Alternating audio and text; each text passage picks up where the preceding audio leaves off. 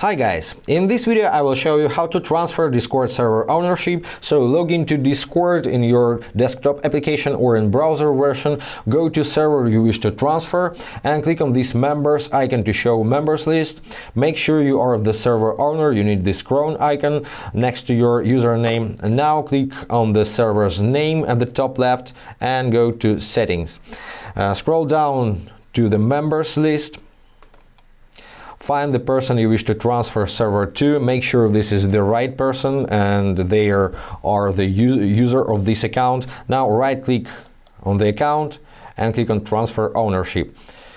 So I acknowledge that by transferring ownership of this server to this user, it officially belongs to them.